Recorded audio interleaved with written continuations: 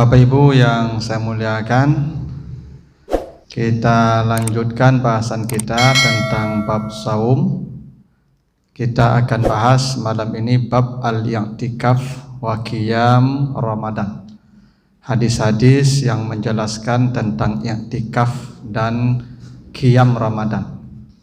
Jadi di bulan Ramadan itu ada dua amal. Amal siang itu siam, menahan. Amal malam qiyam, menegakkan atau mendirikan malam dengan ibadah. Jadi dua amalnya Ibu. Yang siang namanya siam, menahan. Yang malam namanya qiyam. I'tikaf itu bahagian dari qiyamu Ramadan. Nah, kita akan lihat beberapa hadis terkait dengan qiyam Ramadan ini, ibadah ya malam di bulan Ramadan. Jadi selama bulan Ramadan tuh malam-malam tuh kita sebenarnya tidak boleh tidur, kita harusnya selama malam-malam Ramadan tuh ya berdiri, banyak berdiri, bukan banyak tidur. Nah, jadi jangan tak kage-kage saya pulang malam-malam tuh, kadang kita nih tidak sabar, nah ya, segala tak kage tarawih capek, ada ceramah capek, nanti pulangnya cepat pulang. Nah, harusnya malam-malam tuh kita isi dengan ibadah. Nah, hadis dari Abu Hurairah, hadis muttafaq alaih Bukhari dan Muslim. Kata Nabi, "Man qama Ramadana imanan wa ihtisaban ghufira lahu ma taqaddama min zanbi." Siapa yang mendirikan malam-malam Ramadan dengan keimanan dan perhitungan, maka diampuni semua dosanya yang sudah berlalu. Jadi ada dua hadis sebenarnya Pak Ibu. Satu hadis bunyinya man shoma Ramadan, siapa yang puasa Ramadan imanan wa ihtisaban ghufira lahu ma taqaddama min zanbi.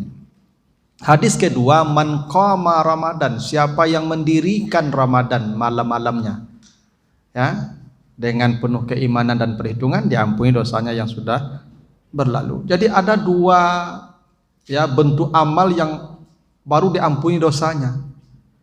Jadi ibarat apa ini Pak Ibu, burung ada dua sayap nih Pak. Jadi orang yang puasa saja sama belum tentu diampuni juga dosanya semua. Kalau dia tidak ikut qama. Orang yang qama saja ya belum tentu juga diampuni dosanya semua. Baru diampuni semua dosanya kalau dia melaksanakan sama di siang hari, qama di malam hari. Itu maka hadisnya dua, bukan hanya puasa tapi qamanya juga.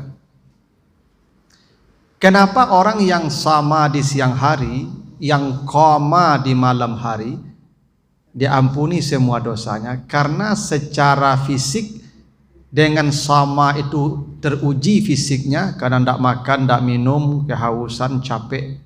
Dengan qama juga fisiknya teruji, karena malam-malam itu dia tidak tidur. Ya, dia menahan kantuknya, dia berdiri lama salatnya. Dan itu yang membuat dosanya diampuni. Itu kenapa orang di bulan Ramadan itu Ibu, idealnya kalau dosanya diampun tuh idealnya itu barik badannya susut. Itu idealnya Pak. Jadi menyusut badannya. Kira-kira begitu. Coba siang tidak makan, tidak minum, tidak istirahat, malam tidak ada tidur. Bagaimana bisa badan bertambah tuh Pak? Nah, caru itu. Nah, itu makanya Bapak Ibu selama Ramadan itu ya badan kita teruji di siang dan malam hari, itu yang menjadi sebab dosa-dosa kita diampuni oleh Allah. Itu kenapa Bapak Ibu ibadah malam itu disebut tarawih ya. Kalau di luar Ramadan ya qiyamul lail juga, tapi sebagian menyebutnya dengan tahajud. Kalau di luar Ramadan Bapak Ibu salat malam itu mesti tidur dulu. Ya ayyuhal muzammil qumil laila illa qalila. Tidur berselimut dulu Pak. Kita membuka selimut itu setelah tidur melawan kantuk dan dingin, itu namanya tahajud. Jadi kalau di luar Ramadan dia disebut tahajud karena melawan kantuk dan dingin, karena tidur dulu. Di bulan Ramadan tidak ada tidurnya. Itu makanya tarawih Ibadah Ramadan tuh dari awal, dari malam tuh sampai nanti menjelang sahur. Itu ibadahnya bersantai-santai. Nggak ada tidurnya, Pak. Ya, tarawih itu dari kata raha. Raha itu artinya tenang. Rehat, istirahat dari kata itu. Tenang. Jadi tarawih disebut tarawih karena melakukannya dengan ketenangan, dengan santai. Itu kenapa Aisyah bercerita, Nabi kalau salat malam, kata Aisyah, la tas'al an husnihinna wa tulihinna. Jangan kalian tanya berapa lamanya Nabi berdiri. Jangan ditanya berapa lamanya Nabi berdiri. Karena Jabir bercerita, Ali Imran Al-Baqarah Ali Imran itu kadang 1 rakaat. Itu kenapa Bapak Ibu dalam hadis Aisyah tuh Nabi diceritakan shalla arba'an. Nabi salat 4. Summa di situ. Shalla arba'an, salat 4 lagi. Antara 4 yang pertama, 4 yang kedua itu pakai summa. Summa itu maknanya tarahi. Kalau fa maknanya langsung, jadi ampe langsung tambah ampe. Kalau summa ada jedah istirahat Nabi dulu panjang. Mungkin setelah ampe rakaat itu Nabi duduk-duduk dulu, minum dulu, istirahat dulu, jalan dulu. Makanya orang di Makkah lu tawaf dulu setelah 4 rakaat. Jadi ibadah malam itu Ibu tidak boleh tergesa-gesa. Ramadan itu santai. Itu makanya ayatnya di bulan Ramadan itu kalau tarawih diperpanjang. Ya, panjangkan ayatnya supaya lama berdirinya. Karena lama berdiri itu yang menjadi patokan. Makanya qiyam namanya, qama berdiri. Jadi kalau tarawih itu kan qul huwallahu inna atena juga ayatnya yang panjang. Nah, kalau bisa habis 4 rakaat tuh kena saking panjangnya istirahat dulu. Ya, minum dulu. Enggak apa-apa, kena santai-santai. Saya tuh sering ya, kalau bisa ceramah tarawih itu habis tarawih. Habis tarawih ceramahnya, Pak. Sebab kalau menjelang tarawih tergesa-gesa semua. Apalagi pengurus sebagian bikin tulisan di mimbar nih. Ceramah maksimal 15 menit. Kalau 15 menit apa mau disampaikan, Pak? Mukadimah saja, aduh Ustaz kok pantun dulu, Pak. 10 menit yo pantun dengan kamari ya. Nang kaji ya lu nya lah, pantun dulu. Kapan itu pengajian tuh, Pak? Materi paling 10 menit, ndak ada diskusi, ndak ada tanya jawab. Padahal Bapak Ibu mendengar pengajian ceramah seperti ini bahagian daripada qiyam Ramadan. Dan pahalanya besar, itu disebut dengan tadarus namanya. Kita di bulan Ramadan ini Bapak Ibu disuruh mentadaruskan Al-Quran, bukan membaca Al-Quran, beda Pak. Kalau membaca Al-Quran ya baca. Qul huwallahu ahad, Allahus samad, itu membaca namanya Pak. Tapi tidak tadarus. Tadarus itu dari kata daras. Daras itu belajar. Dari kata daras ada kata madrasah, tempat belajar sekolah. Ada kata mudaris, guru. Kenapa kita diminta mentadaruskan Al-Quran? Di bulan Ramadan tuh perbanyak kajian-kajian Al-Quran. Ya. Jadi kita nih Bapak Ibu jangan berlomba banyak baca Quran di bulan Ramadan. Bukan tidak bagus, bagus. Cuman lebih bagusnya bukan membaca banyaknya, mengkajinya. Ada sebagian ibu-ibu ini saya lihat, saya kalau ceramah kan di mimbar ini nampak semua jamaah, kelakuan jamaah itu saya tahu itu. Ada ibu-ibu ini ceramah ini tadarus namanya. Ceramah Ramadan itu tadarus namanya. Karena Al-Quran dibacakan, dijelaskan. Ibu-ibu ceramah mulai, dia balik, dia perlu ke sudut, ke rakit tembok, membaca Quran, menghatamkan 1 juz sehari itu. Rugi ibu-ibu itu. Bapak Ibu dengar penjelasan tentang Al-Quran 1 ayat saja, Bapak selesaikan 1 juz di belakang tanpa pemahaman lebih besar yang 1 ayat ini nilainya nih. Bapak Ibu kalau rajin baca Quran masuk surga, ya. Begitu kata Nabi. Nanti orang kalau masuk surga, di depan pintu surga disuruh baca ayat dulu. Ratil maturatil fid dunia. Kau bacalah Al-Quran yang kau baca di dunia. Naik setiap 1 ayat ke surga berikutnya. Surgamu berhenti di ayat terakhir yang kau baca. Memang jumlah ayat yang kita baca sebelum mati menjadi ukuran level surga kita. Itu hadis sahih dari Al-Baihaqi. Tapi ada yang lebih hebat. Apa yang lebih hebat? Man ta'allamal Qur'an, kata Nabi. Siapa yang mempelajari Al-Quran, dia mempelajari Al-Quran, wa hafizah wastazharah, dia menguliti Al-Quran. Menguliti itu mendalami isinya. Adakhalahul jannah, dianya pasti masuk surga. Dianya pasti masuk surga yang belajar tadi. Wa syaffa'a asyrata min ahli baitihi aujabat lahumun nar, dia diperkenankan membawa 10 keluarganya yang sudah divonis masuk neraka ke surga bersama dia. Lebih hebat mana Bapak baca Quran pada mempelajari Al-Quran? Baca Quran masuk surga sendiri.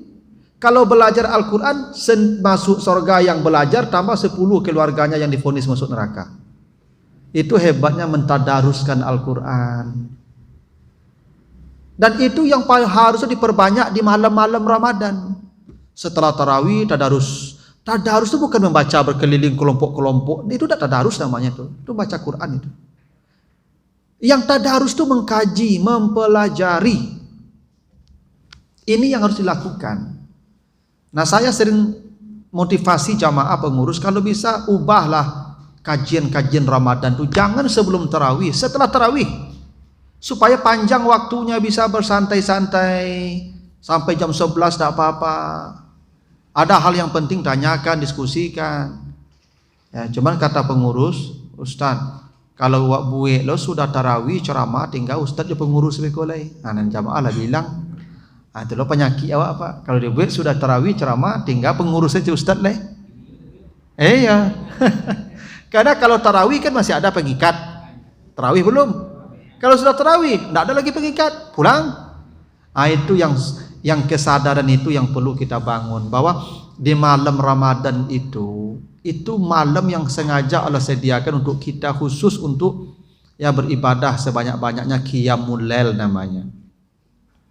Dan mendengarkan kajian-kajian Al-Quran itu besar pahalanya, ya. Nah, makanya kalau perlu, ya ustaznya tidak perlu banyak-banyak, mungkin 7 orang aja 1 bulan tuh. Nah, misalnya Pak. Tapi kita charter ustadznya tuh jauh-jauh hari.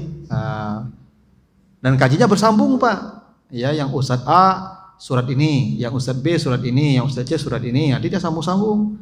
Itu jauh lebih hebat itu Pak. Nah, kadang-kadang dia awak kon dah ceramah seperempat jam, tarawih setengah jam. Nah, jam 9 dia pun rumah leh. Dia mengar rumah leh. Anak tak do leh. Oh, 2 se rumahnya. Anak lebih kadang-kadang lebih payahnya. Itu main HP sih leh Pak, jangan lalu. Itu. Ya kalau baca Quran, udah main HP, kerugi ya Pak Ibu tu. Itu. Makanya bapak-bapak yang umur 50, 60 tu, maka kata gage-gage mana pulangan ke dicari. Ibu dicari situ bentuknya lah. Ndak kau rubah bentuk lah, tambah kurang dia tu. Cari ibu citui bentuknya ndak tambah-tambah. Itu makanya malam-malam tuh perbanyak duduk di masjid itu Pak, terutama yang sudah senior, yang sudah tua lah. Kalau yang muda-muda mungkin banyak keperluan, banyak urusan, enggak apa-apa. Yang sudah pensiun mengatakan gage pulang. Maka qiyamlah, di sinilah berdiam di masjid ini. Ya, makanya saya sering mengatakan juga Bapak Ibu, kalau bulan Ramadan itu terutama tuh, kalau sudah masuk masjid, kapanpun masuk masjid, jangan lupa niat i'tikaf. Walaupun sekarang boleh i'tikaf, karena i'tikaf itu tanpa batas waktu, tidak syarat puasa. Cuman yang paling afdal i'tikaf itu di bulan Ramadan. Itu kenapa ayat tentang i'tikaf nanti diletakkan di penghujung ayat puasa. Al-Baqarah 187. Itu penutup ayat puasa, di situlah i'tikaf disebutkan. Wala tubashiruhunna wa antum akifuna fil masajid. Kenapa i'tikaf diletakkan di ayat penghujung puasa? I'tikaf yang paling baik itu bulan Ramadan, yang di malam-malam hari mengurangi tidur. Dia banyak bangun, ya berdiri salat, membaca Quran, tilawah Quran atau tadarus Al-Quran, gitu, atau zikir. Itu syaratnya Bapak Ibu. Baru dosanya diampuni oleh Allah. Ya Pak.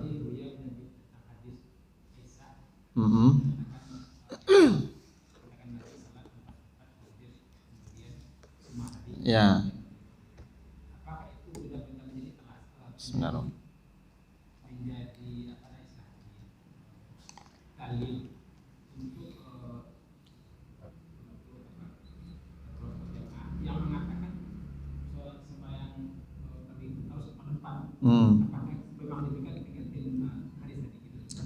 Iya, karena hadis tentang salat malam itu tidak satu, Pak. Ada 3. Pertama hadis dari Aisyah yang tadi kita bacakan, saya bacakan hadisnya. Kata Aisyah, maka Rasulullah yusalli fi Ramadan wala fi ghairihi. Nabi tidak salat malam di bulan Ramadan ataupun di luar Ramadan. Ada bahasan Aisyah di dalam Ramadan atau di luar Ramadan, sama saja salat Nabi itu, kata Aisyah. Berapa? 11 rakaat. Jadi sebenarnya tarawih itu tidak ada, tahajud itu tidak ada. Yang ada qiyamul lail. Nabi qiyamul lailnya Ramadan tidak Ramadan sama. Cuman supaya berbeda, namanya yang Ramadan tarawih karena tidak tidur-tidur santai.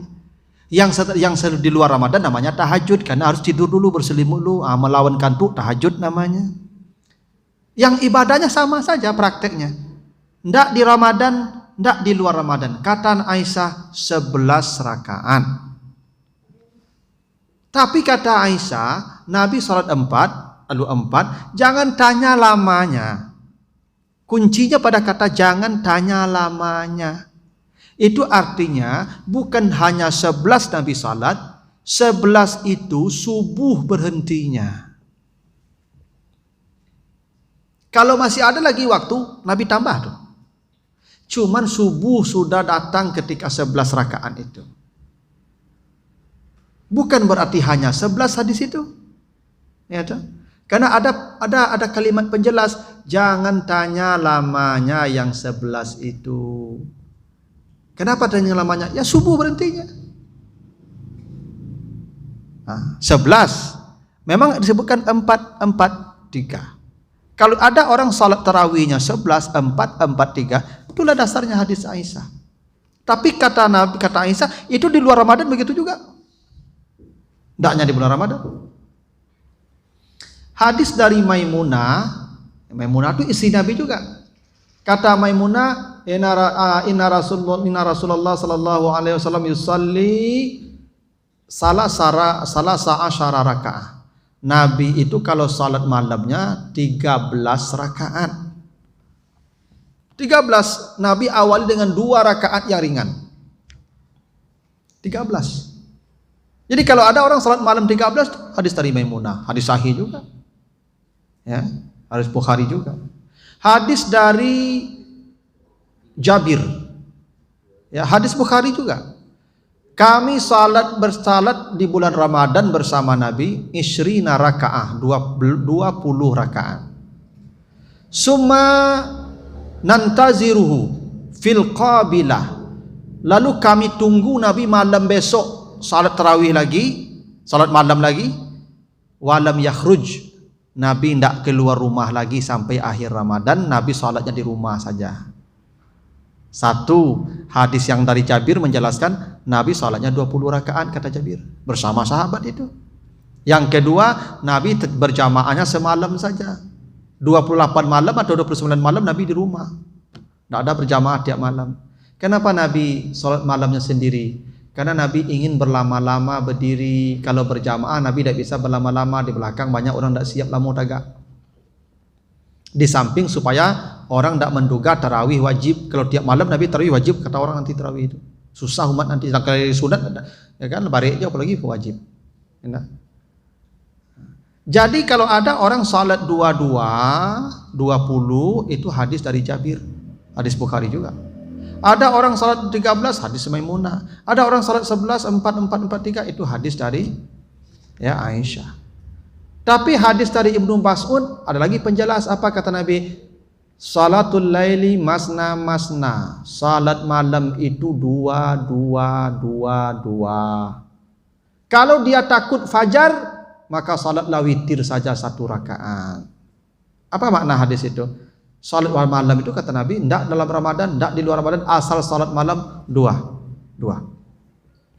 Jadi itu tidak persoalan.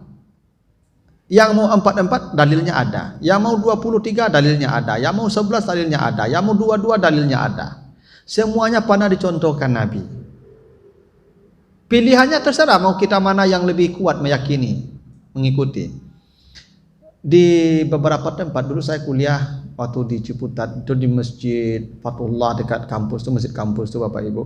Itu tarawihnya satu masjid 2 shift. Shift pertama itu semua salat tarawih tapi 2 rakaat. Setelah 8 rakaat imam diganti untuk witir. Yang salat 20 mundur ke belakang zikir dulu. Setelah witir selesai naik lagi imam yang tadi, lanjutkan 23 rakaat dengan jamaah yang mundur ke belakang tadi. Yang sudah pulang. Di satu masjid. Maka indahnya kalau dengan ilmu beribadah tuh, Pak. Ya. Jadi kalau ada di masjid ini yang mau 23 apa? Kasih fasilitas. Sediakan imam. Ya. Mana tahu bapak-bapak yang sudah pensiun itu ingin berlama-lama ibadah malam. Bapak Ibu kalau pergi ke Baitur Rahmah, ya, kalau sholat ke Baitur Rahmah itu 23 rakaat dah Pak. 1 juz semalam dah. Berapa sholat lamanya Pak durasinya? 2 jam lebih kan? 2 jam lebih. Saya lihat di sana Bapak Ibu, yang sholat tarawih di Masjid Baitur Rahmah yang 23 rakaat yang 2 jam lebih itu yang lapuk-lapuk saya Pak. Tidak ada yang taguk-taguk nampaknya malah Pak. Ternyata salat lama itu bukan soal kekuatan fisik, kekuatan hati. Fisik orang banyak kuat, tapi tarawih 11 saja tidak kuat dia. Ada orang sudah oyong-oyong berdirinya Pak Ibu, lah sempoyongan, tapi sanggup 23 rakaat 2 jam setengah. Kenapa? Ibadah itu soal hati, bukan soal kekuatan badan.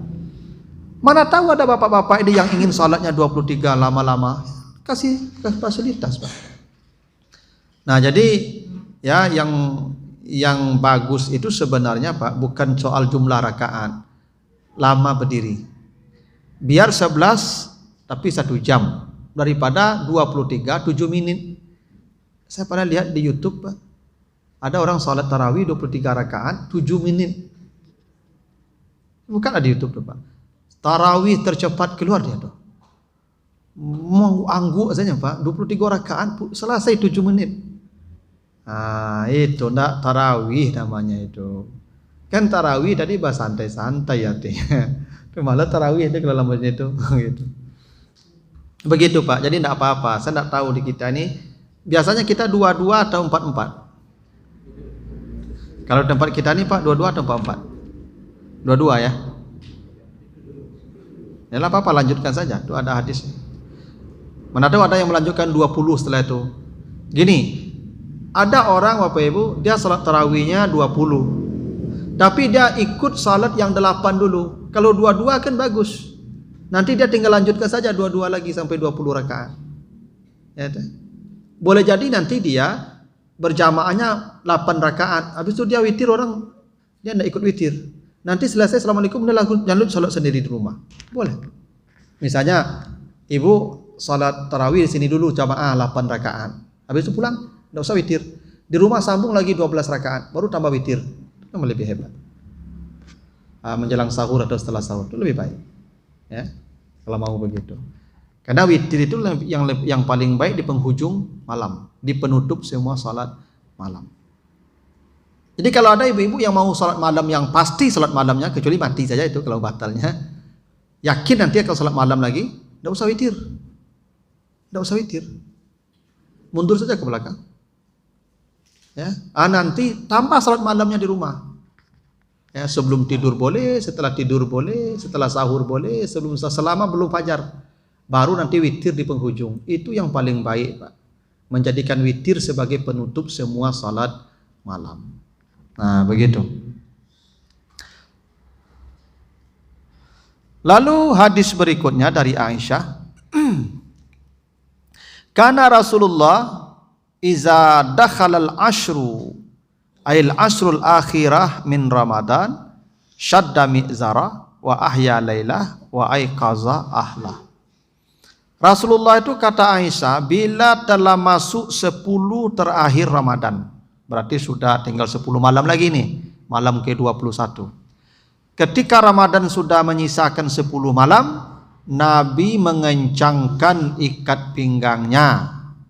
Mengencangkan ikat pinggang itu maksudnya tidak pulang ke orang rumah nih. kabik pinggang leh. Tuh. Dia tidak pulang menemui istri. Itu bahasa kias itu, mengencangkan ikat pinggang itu tidak pulang menemui istri. Wa ahya lailah, Nabi menghidupkan malamnya. Berarti Nabi tidak mati. Tidak mati itu maksudnya tidak lalu. Kan kita tidur itu mati itu. Ya, bismikallahumma ahya wa bismika amut, kan mati kita tuh. Nabi menghidupkan malam, berarti Nabi tidak mati malam itu lain. Tidak mati itu tidak lalu maksudnya. Gitu. Makanya bahasanya menghidupkan malam, maksudnya Nabi tidak tidur di malam itu. Wa aiqaza ahlahu, baru Nabi membangunkan istrinya. Jadi salat malam tu tidak boleh membangunkan orang kecuali di bulan Ramadan 10 terakhir saja. Gitu Pak. Salat malam jangan bangunkan orang, karena nanti setan masuk ria. Ibu-ibu jangan bangunkan bapak. Kalau tak jago jam 3 tu jangan oyak-oyak bapak tu. Oh, gaib jago lah, tahajud lah aku. Ibadah ibu hilang langsung. Pamer namanya tu. Kecuali berjanji. Dikalalu apa mengecek ibu, tolong bangunkan ampu ya. Kau bangun ibu, jagoan lah, tak mau siram. Ya. Tapi kalau tak berjanji jangan jago-jagoan, ria biko. Gitu. Kecuali yang boleh membangunkan keluarga di 10 malam terakhir. Itu hadis Aisyah begitu. Jadi 3 yang dilakukan Nabi bila masuk 10 Ramadan terakhir. 1, tidak bergaul dengan istri. Itu makanya coba Bapak baca ayat puasa. Ayat puasa itu yang terakhir 187 Al-Baqarah. Isinya dihalalkan untukmu istrimu di malam Ramadan. Allah menggunakan rafas. Rafas itu artinya sesuatu yang tidak baik. Dia halal tapi rafas. Dia bukan tidak halal, cuman rafas. Rafas itu buruk, mengurangi pahala ibadah puasa. Itu makanya kata Nabi, kata Allah, jangan kau gauli dia, mereka, wa antum akifuna fil masajid. Disitulah ayat i'tikaf ditaruh Allah. Di ayat penutup puasa itu. Itulah kenapa Nabi mengencangkan ikat pinggangnya leh. Ketika 10 Ramadan lah masuk, Nabi nak pulang sampai akhir Ramadan. Makanya kalau bisa apa-apa yang lah pensiun, siko pa buku, siko sahur. Basobok jibu besok malam takbir selepak. Ibu-ibu antarkanlah makanan ke sini, antarkan pulang mandi aja pulangnya. Tu balik. Itu kalau bisa tu Pak, tu baru baru mantap. Ya, tapi kalau yang masih aktif dinas bekerja jangan. Yang kewajiban lebih utama, Pak. Nabi begitu, ya. Kenapa? Ya, di malam 10 terakhir Ramadan itu lebih dikuatkan kita untuk beribadah sebanyak-banyaknya. Lalu hadis dari Aisyah juga, kana ya'takiful ashral awakhir min Ramadan. Nabi di 10 malam terakhir Ramadan itu beriktikaf. Iktikaf itu artinya apa Ibu? Lubsun fil masjid fauqa qadri tama'ninatis shalah. Iktikaf itu berdiam di masjid seukuran tama'ninah salat. Bapak Ibu salat, sujud, berapa lamanya sujud? Ada 1 menit. 1 menit duduk di masjid itu i'tikaf, asalkan niat tadi, sengaja aku i'tikaf di masjid karena Allah. Ibu yang sekarang nih Bapak, rugi Bapak kalau tidak banyak i'tikaf tuh. I'tikaf tuh kapan saja, cuman afdalnya di bulan Ramadan, afdalnya lagi di penghujung Ramadan di 10 malam terakhir. Makanya Bapak Ibu setiap masuk masjid niat i'tikaf.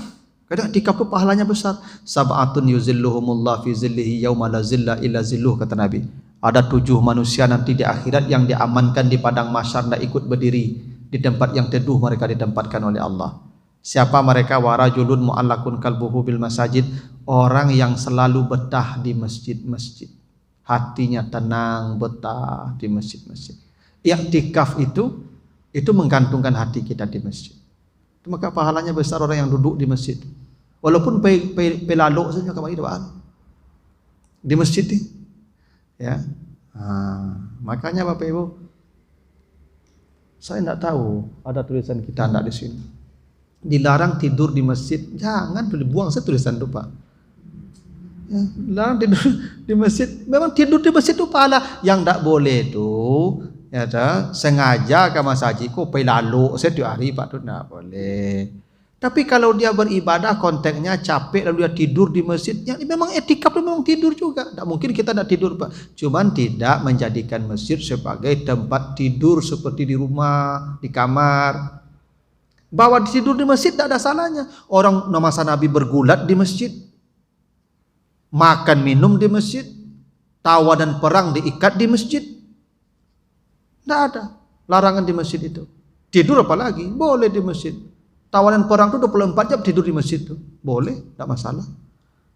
Nah, cuma kan kadang-kadang kan awak perlu jaga juga. Kalau tidur di masjid awak, perhatikan pakaian kita.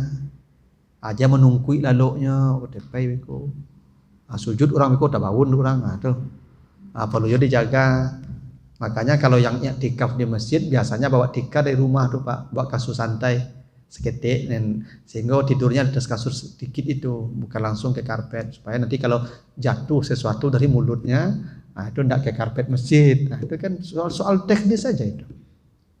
Nah, jadi Nabi itu ya i'tikaf sampai Allah mewafatkannya, hatta yatawaffahullah, sampai Allah mewafatkan beliau. Itu yang beliau lakukan setiap 10 malam terakhir Ramadan, i'tikaf di masjid.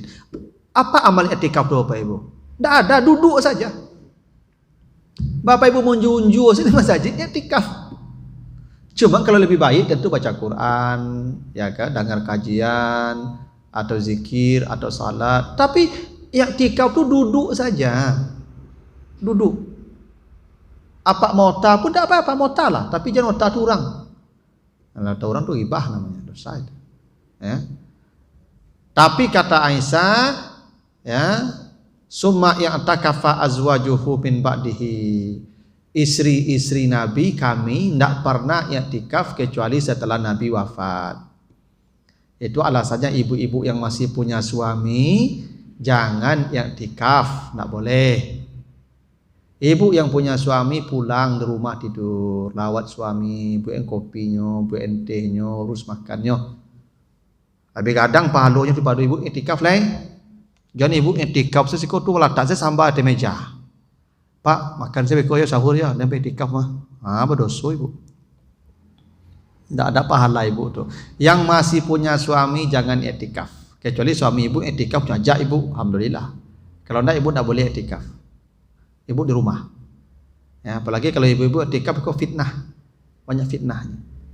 Ya, makanya kata Aisyah, kami i'tikaf baru setelah Nabi wafat. Nah, jadi ibu yang tidak punya suami lagi boleh i'tikaf, bikin sebuah kamar kecil di sana, mungkin penutup nih Pak.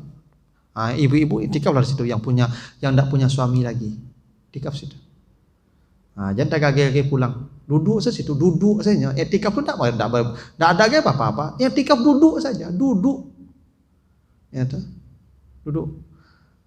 Golek-golek jadi ya i'tikaf itu, ya tuh. Berdiam di masjid itu yang i'tikaf, lubsun fil masjid. Berdiam di masjid. Nah, cuman kalau Bapak Ibu i'tikafnya agak lama, niat i'tikafnya misalnya saya i'tikaf 10 malam 10 hari Ramadan saya i'tikaf, niatnya begitu. Memang tidak boleh pulang. Ya, bahkan kalau ada yang sakit tidak boleh nengok orang sakit. Ya, tidak boleh ke rumah. Jadi di masjid. Kalau mau pulang, ulang lagi niatnya. Kalau mau niatnya i'tikafnya 1 atau 10 malam atau 10 hari. Tapi kalau niat i'tikafnya pas masuk saja nanti tidak apa-apa. Nanti setiap masuk masjid ulang niat i'tikaf. Itu harusnya begitu, Pak. Ya.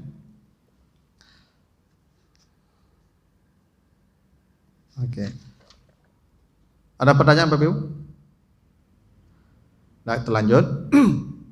Lalu kata Nabi, ini ada hadis dari Dari Ibnu Umar. Kenapa Nabi memperbanyak bangun di 10 malam terakhir? Kenapa Nabi itu kalau sudah masuk 10 malam terakhir tidak tidur-tidur lagi? Ternyata rahasianya, hadis dari Ibnu Umar, Nabi berkata, carilah malam qadar itu fil asril awakhir min Ramadan. Hadis Bukhari Muslim. Carilah Ramadan malam qadar itu di 10 malam terakhir. Jadi malam qadar itu memang kata Nabi kita cari di 10 malam terakhir. Memang begitu hadisnya. Di 10 malam terakhir itu autaruha, cari di malam ganjilnya. Malam ganjil kata Nabi, di 10 malam terakhir. Bahkan diceritakan lagi Ibnu Umar bermimpi katanya malam Qadar itu ya malam 27. Karena Nabi benar, carilah di malam yang ke-27. Fal yataharraha fis sab'il awakhir. Carilah malam Qadar itu di malam ganjil dan khususnya malam 27. Ya fi lailati sab'in wa ishrin. Tapi ada hal yang menarik hadis Nabi ini, Pak Ibu. Dengan apa? Dengan keterangan malam Qadar dalam Al-Quran. Tadi kata Nabi kan begini, cari malam Qadar di 10 malam terakhir yang ganjil. Dari yang ganjil itu malam 27. Coba perhatikan surah Al-Qadar. Inna anzalnahu fi lailatul qadar wa ma adraka ma lailatul qadar. Lailatul qadri khairum min alfi syahr. Ya, Bapak Ibu kalau perhatikan surat Al-Qadar itu kan cerita malam Qadar kan. Ya, Lailatul Qadri khairum min alfi syahr. Kalau beribadah di malam itu nilainya lebih 1000 bulan. Ya, begini. Tadi kata Nabi cari malam Qadar di 10 malam terakhir. Di 10 malam terakhir yang ganjil-ganjil. Ya, autaruha yang ganjil. Bapak Ibu, surat Al-Qadar itu ada 5 ayat. Inna anzalnahu fi lailatul qadar wa ma adraka ma lailatul qadar lailatul qadri khairum min alfi syahr tanazzalul malaikatu wa ruh fiha biizni rabbihim min kulli amr salamun hiya hatta matla'il fajar. Ada 5 ayatnya. Kata Nabi, carilah di 10 malam terakhir malam Qadar di malam ganjil. Ternyata malam ganjil di 10 itu 5 malam. 21, 23, 25, 27, 29. Pas dengan jumlah ayat surat Al-Qadar. Ya Pak. Ternyata malam ganjil di 10 itu 5 malam. Jumlah ayat Al-Qadar 5 ayat. Kata Lailatul Qadar, malam Qadar artinya, itu diulang 3 kali dalam surah Al-Qadar. Inna anzalnahu fi lailatul qadar, 1. Wa ma adraka ma lailatul qadar, 2. Lailatul qadri khairum min alfi syahr, 3 ya. Lailatul Qadar itu ada 9 huruf. Lailatu 4, Al-Qadar 5. Lailah, lam, ya, lam, ta, 4 ya. Al-Qadar 5, alif, lam, kaf, dal, ra. Jumlahnya 9. Lailatul Qadar itu hurufnya 9. Berapa kali disebutkan tadi? 3. 3 kali 9 malam 27. Cari. Masya Allah Pak. Ya, isyarat Al-Quran itu dengan apa yang disebutkan Nabi dalam hadis Ibnu Umar benar. Klop, cocok. Ya.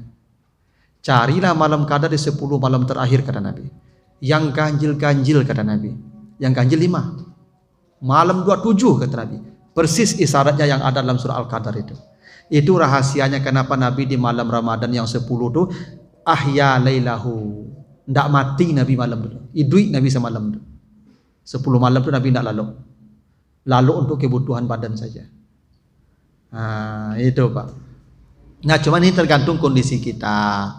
Bapak Ibu seperti saya mengajar dari pagi sampai sore walaupun bulan Ramadan. Aja tidak lalu-lalu Pak Beko. Tak kongkang Beko. Disesuaikan sajalah. Ya, kalau sudah tidak ada lagi, dah pensiun, anak tidak akan diurus, tak ada lah. Mau dia beliau kok, bisa Pak. Panik Beko siang lalu, enak. Tidak akan mengganggu beliau nih Pak. Tergantung kondisi. Nabi ini Pak Ibu, mulai puasa Nabi umur berapa Pak Ibu? Kan Nabi itu hijrahnya ke Madinah, ya toh, itu usia Nabi itu sekitar 55 atau 56 tahun.